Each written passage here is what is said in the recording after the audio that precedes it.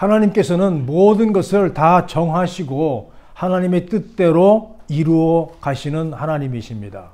하나님께서 이미 그 모든 계획을 다 세우시고 우리에게 말씀하시는 거예요.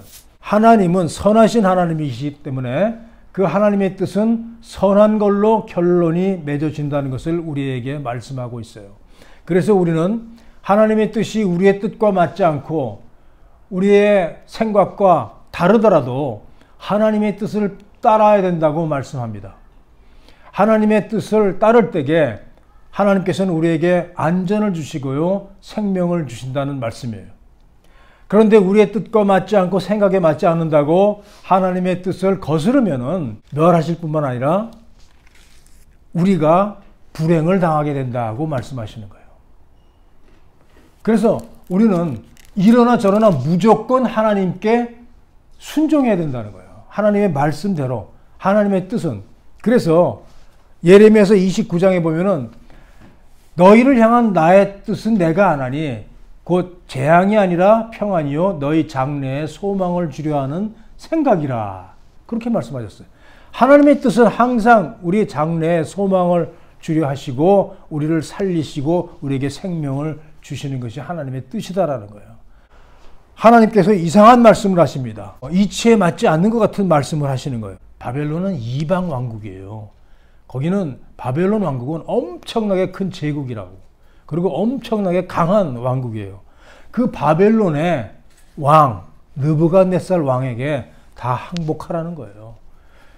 네, 항복하고 두 손을 들고 느부갓네살에게 가라는 거예요. 그래서 느부갓네살이 주는 그 멍에를 너희가 메고 느부갓네살의 종으로 살아라.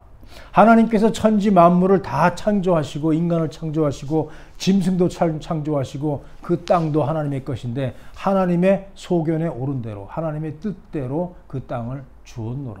내가 바벨론 왕에게 너희 땅을 다 줬으니까 그렇게 알고 순복해라.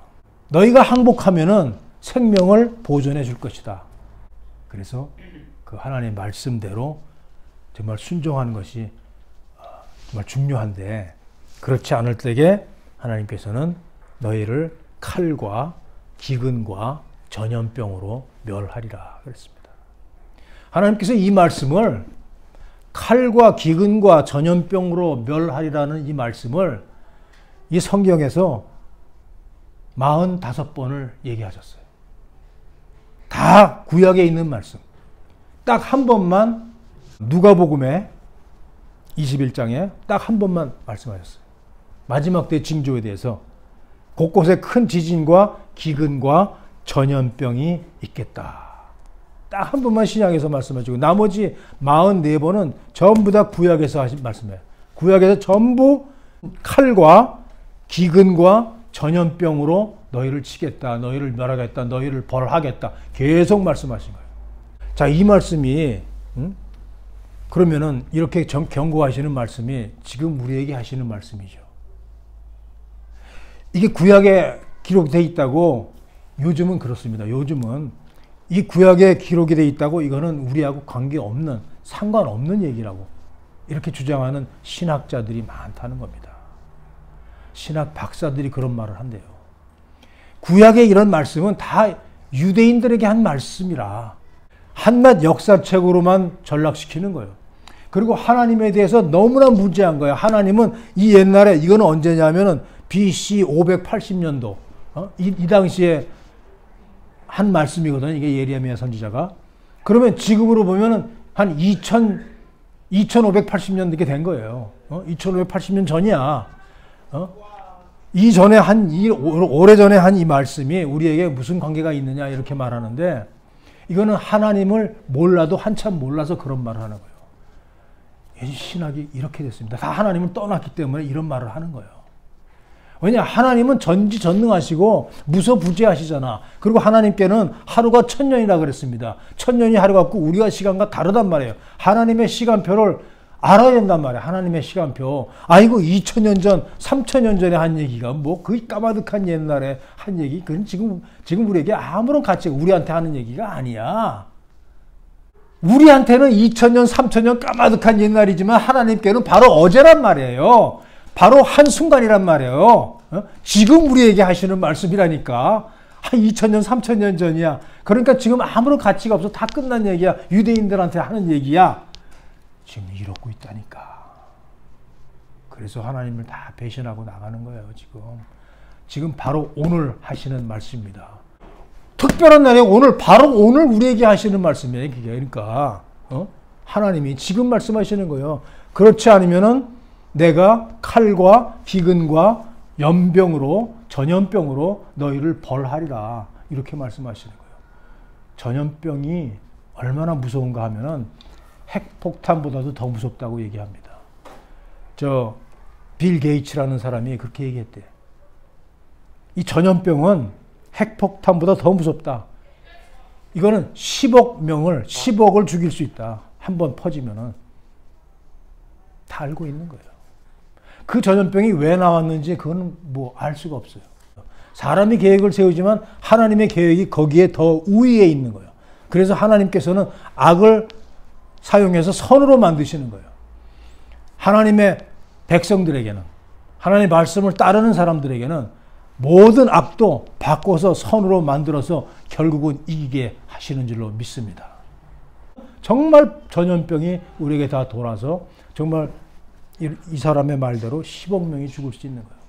지금 무한 폐렴으로 이제 나온 것이 그 코로나 바이러스라는 그 병균이 이제 전염병의 이 재앙의 시작입니다. 시작. 중국의 그 우한이라는 지역에서 시작된 거고 이제 시작이에요. 거기뿐만 아니라 이제 동남아시아, 유럽, 미국까지도 다 퍼질 수 있는 거예요. 앞으로 다른 또 바이러스가 나올 수도 있고요. 왜냐하면 하나님께서 전염병으로 벌한다는 말을 45번이나 했다니까. 지금 하시는 말씀이라니까. 자, 전염병이 말이죠. 이렇게 창고를 하면은요, 급속히 이게 퍼져나가는 치명적인 이런 이 질병이 이렇게 퍼져나갔단 말이에요. 퍼져나갈 수 있습니다. 왜냐하면 마지막 때가 되면은 사람이 아주 빠르게 왕래한다 그랬어요. 온 세계가 하루 1일권에 다 들어가 있어요. 하루면 비행기 타고 하루면 다 가잖아요.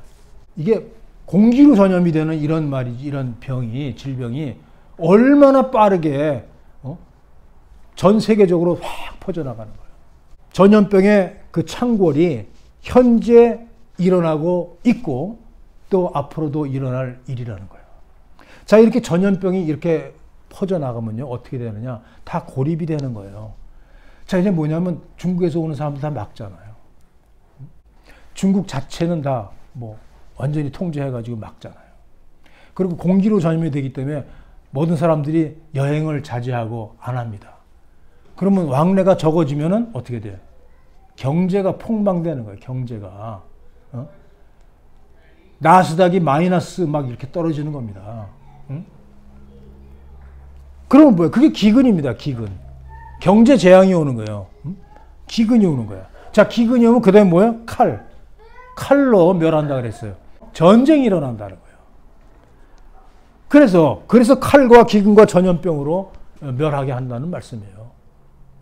하나님의 말씀은요, 이 세 가지 가지고 계속 말씀하시는 게 너희가 성읍 안에 있더라도 기근과 전염병에 죽을 것이요. 성 밖에 있더라도 칼에 죽을 것이다. 이래도 죽고 저래도 죽는다는 거예요. 이 세 가지로 멸하시는 거예요. 지금 우리 세대에 지금 이런 이상한 이런 전염병, 하나님이 말씀하신 이 전염병이 시작이 되고 있는 것입니다. 이 전염병은 역대상 21장 12절에 보면은 이렇게 말씀합니다. 전염병은 여호와의 칼이니라 그랬어요. 전염병이라는 것 자체가 여호와의 칼이다. 하나님의 칼이라는 거예요. 하나님의 심판하시는 칼이라는 거예요. 전염병이. 성경에 분명히 기록되어 있습니다. 이 전염병을 그냥 보면 안 돼요. 감기 바이러스가 전염되는 정도가 아닌 거예요. 이런 거예요. 자, 이럴 때 그러면 우리가 어떻게 해야 됩니까? 순종하면은 비록 바벨론에게 항복하는 것 같지만 싸워서 이길 수도 없는 바벨론이기 때문에 그렇게 해서 70년 동안 하나님께서 보호하시고 그동안에 그만큼 하나님께 다시 돌아올 수 있는 기회를 주시는 거란 말이에요. 바벨론 왕의 멍에를 매지 아니하는 백성은 내가 그의 손으로 진멸하기까지 내가 칼과 기근과 연병으로 멸하리라. 벌하리라 그랬단 말이에요. 왕이 주는 그 멍에를 매라. 근데 바벨론 왕이 주는 멍에가 아니라 하나님이 허락하신 멍에란 말이에요. 그걸 매야지. 하나님이 허락하신 멍에, 그거 매라. 바벨론 왕이 주는 거 매. 우리 보고 매라 그러십니다. 그러면 그게 우리에게 해로운 것일까요? 그렇지 않다는 거예요. 예수님께서는 나는 마음이 온유하고 겸손하니 나의 멍에를 메고 내게 배우라. 그러면 너희 마음이 쉼을 얻으리니 나의 멍에는 쉽고 나의 짐은 가벼우니라 그랬거든요. 나의 멍에가 쉽다는 거예요. 하나님이 허락하신 멍에는 쉬운 것입니다. 가벼운 것입니다. 그런데 거짓말을 따라가니까 너희를 멸하게 하느니라. 우리에게 지금 이런 엄청난 재앙이 눈앞에 있는 가운데 있어도 하나님 말씀대로만 순종하면은 우리가 생명을 보존하고 지켜주시는 거예요. 하나님이 주시지 않는 평화와 안전은 다 거짓입니다. 평화와 평강과 안전은 오직 하나님이 주시는 거예요. 우리 찬송가에도 있잖아요. 평화 평화로다. 하늘 위에서 내려오네. 평화는 하늘 위에서 내려오는 거예요. 조약을 맺는다고 평화가 있는 게 아니라고. 전쟁이 임박했다는 증거에 오히려 평화 조약을 맺는다는 것은 바로 전쟁이 이제 임박했다. 이제 환란이 임박했다는 증거라고. 우리는 회개해야 되는 거예요. 그래서 교회는 회개하러 오는 곳입니다.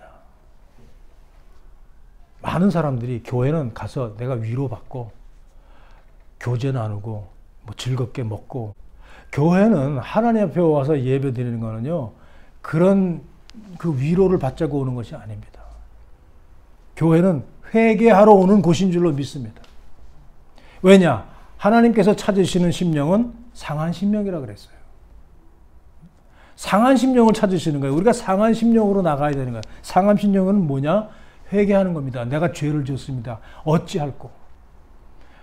우리가 마음을 쏟아놓는 거예요. 하나님 앞에. 그리고 진심으로 정말 하나님께 드리면서, 마음을 드리면서 나오면은요, 그러면 하나님께서 우리를 위로해 주시는 거예요. 상한 심령이 되어야 된단 말이에요. 그럴 때 하나님께서 우리에게 진짜 평화를 주시는 줄로 믿습니다. 우리가 하나님의 말씀에 순복할 때에 정말 우리에게 평화와 안전과 번영이 우리에게 이루어지는 줄로 믿습니다.